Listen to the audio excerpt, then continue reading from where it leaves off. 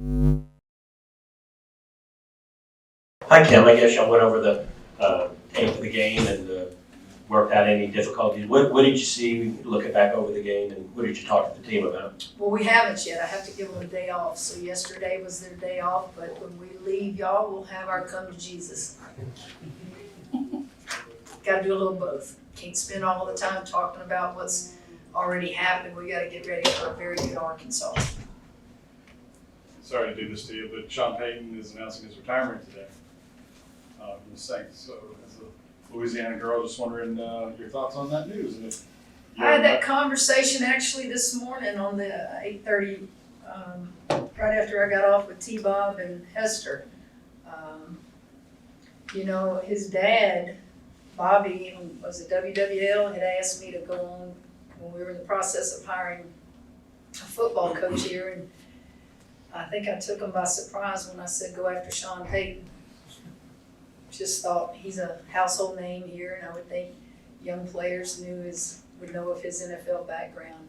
I don't know him personally. I respect what he has done for our state and for the New Orleans Saints, and he put a product on the field that back when I was growing up, it was the New Orleans Aints, and we put paper bags on our heads. Y'all are probably all too young to remember that, but I remember it. And he took us from that era of Saints football to what we love now, and that is we don't like to lose. And we can all be grateful for his time in New Orleans and in the state, and I don't know what his plans are, but he was a tremendous coach.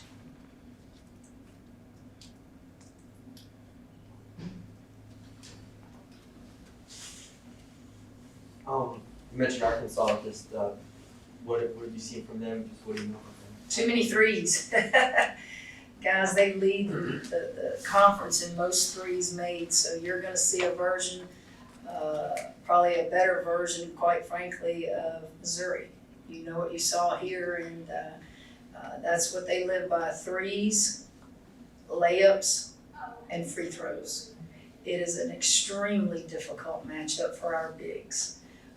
They're young, which I don't want to say is an advantage for us. The disadvantage is we've got to guard the three ball all over the floor. Kim, would you talk a little bit about the post rotation? I mean, do you anticipate any changes there, or you want to just get better game performance out of it? Listen, there's nothing to change. It's not broken. We're 17-3. We had a chance to win the game on the road against a very hard fought game, a talented team that's playing their best basketball. It's like I said before we left, timing is everything. Timing is everything, and we have two difficult matchups here in a row, but as long as we're fighting and we're in the ball game, you come back, you regroup, you correct some things, and you don't really change a whole lot. We are who we are. Our identity is pretty much what it is right now, and we understand that we got to fix some things that didn't go so well on the road, and it wasn't physical things; it was just mental things. A couple of them didn't respond well to some adversity. After the game, you talked a little bit about Ryan Payne. She came off the bench and gave you some good minutes. Would you talk a little bit more in depth about her development and the role she's come into? She's like your first one off the bench in the perimeter. Well, Ryan gives us speed, quickness. Ryan can score the basketball, and she's not afraid to shoot it. I thought, of all the perimeter players at Florida, did the best job on Kiki. She took away her left hand better than anybody. The things I want to continue to work with Ryan on is she's got another year with us, and I want her and Alexis Morris, the minutes they get this year, I want them to improve so that next year they're teaching the younger ones. How can she improve?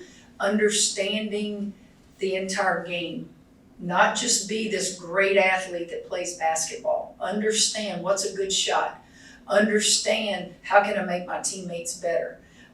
Just understanding basketball, and I think when you're a new coach and you're a sub and you get in the game, you tend to want to do a lot of things quickly to stay on the floor. I understand that. But I just want her to improve on all facets of being that coach on the floor, see everything through the eye of a coach.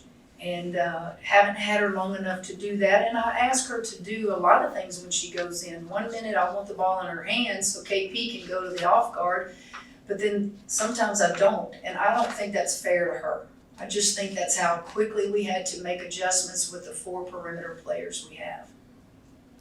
This last game was basically Caleb and the other girls, right? You kind of talked. And it's got to stop. But without Kayla, we don't even have a chance in that game. And I will share that with them. You can't have a basketball team that's going to be considered 12th in the country and compete and have one kid do it all. And yet she made mistakes, but she could give you 50. But if you lose, the losing far outweighs what she did offensively for you. You may have alluded to, is it mental adversity, I think was the term you used, that they could get over quickly? Well, We kind of talked about this in the past. Every kid wants to do good. I've never met a player that starts a game and doesn't want to do good. It's when things don't go to suit you that your true character surfaces. In your jobs, the same way. Things aren't going to always go to suit you. And you have to fight through mistakes.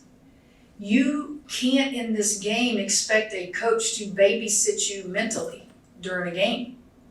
People are out there fighting hard, and I just thought we had a couple kids that unexpectedly just couldn't shake it.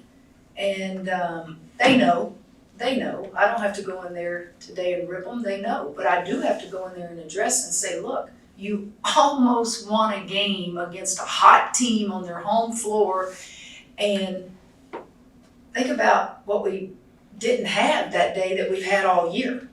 So you got to address it, and because there's 9 games left to be played in this league, and we still got to win some games to be able to compete and get to the NCAA tournament. You have not arrived yet, but keep perspective too. You're 17-3.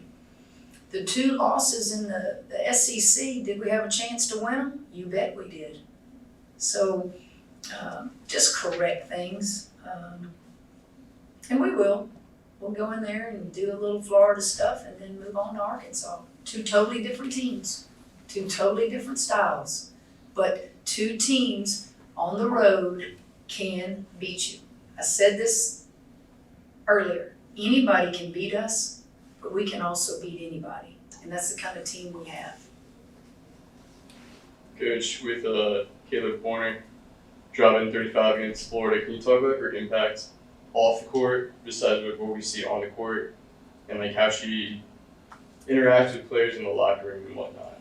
Well, I don't go in the locker room enough to answer that because I feel like a locker room is a sacred place. And when I go in there, I want their full attention, and it's not going to be what it's like if I'm not in there.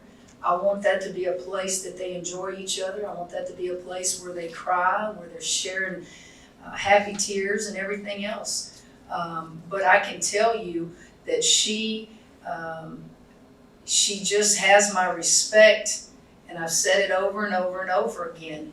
She stayed here. She loves LSU, and she stayed here in spite of her aunt no longer being the coach. And not only did she stay, she embraced my coaching style and how I don't want to say demanding, but how intense I am. And I just know she deserves, Cherry, all those seniors, they all deserve to finish their career here getting to the NCAA playoffs. Touching on what you said earlier, having such a great performance out of Kayla, and no one else got in double figures. You figure they're going to be self-correcting to a degree, like players who didn't, come. It was hard to come close to that performance, but it didn't come close to it. Will challenge themselves next game. I doubt I have to say a whole lot in that locker room today, but I will. So several of them were out there an hour ago working on their own. That's a good thing. That's a good thing. When you're a competitor, you know when a coach is disappointed in you. That bench works wonders. That bench, nobody likes sitting. But again, this program and this team and what we're trying to do far outweighs any one or two individuals. And I said it in a most complimentary of Kayla and what she tried to do, but you can't do that single-handedly. And they need to understand, what did you do? What did you do to help us? And then you show them things that it's not a physical thing. It's not a physical thing. Remember, we played South Carolina and I came right in here and I said, guys, we gave everything we had. They're just better than we are. Okay? But we still were in the ball game. There were some instances in that Florida game where they weren't better than we were. We didn't defend. And that probably eats at me more than anything, is that I am a coach that really, really takes pride in defending you and being physical. They were more physical than we were. And that was the whole game. And we've got to ask ourselves why. And we'll address all that. But I don't have any doubt. It wasn't like we got blown out. It wasn't like it was not a hard fought deal, but it was little things that you may not know that I know quickly. What's the matter with her? You know, something's not right here. And you still almost won the game. Got time for a couple more questions, guys. Talking about Jaylen Cherry here, I guess as far as seeing that type of performance and the technical foul, was it surprising seeing that from one of your veteran players?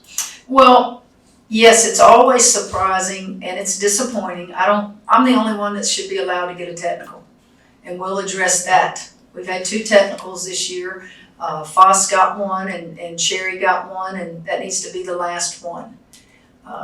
Your 2 captains. I know your frustrations, and I'm not telling you the referee made the right call. That is not it. You just have to keep a cool head in a hot game. Let me fight for you. Let me be the bad guy, because it doesn't look good. It doesn't look good, and I actually didn't see the technical.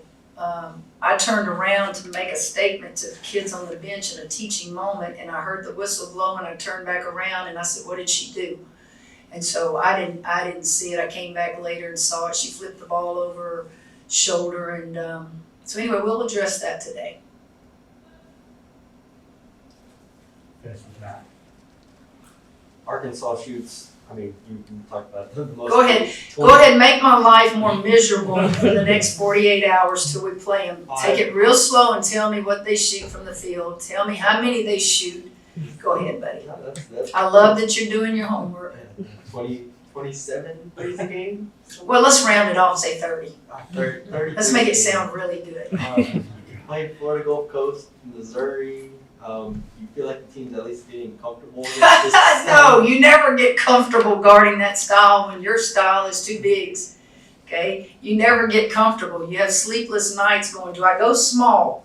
Well, if I go small, then what am I going to do on the offensive end that, you know, we're pretty good at, you know? So, yeah, it's good coaching on their part. They have the style of athletes and players that can do that. So I don't have the perfect answer. We'll try to be who we are and guard them. And if it doesn't work, then make adjustments either by going zone or whatever. But they've got to guard us too.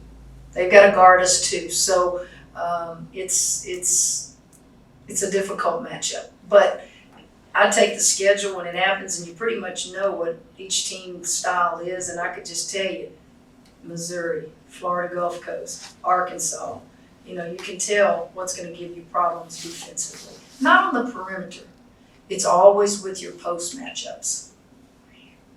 Thank you, guys. All right, we're good?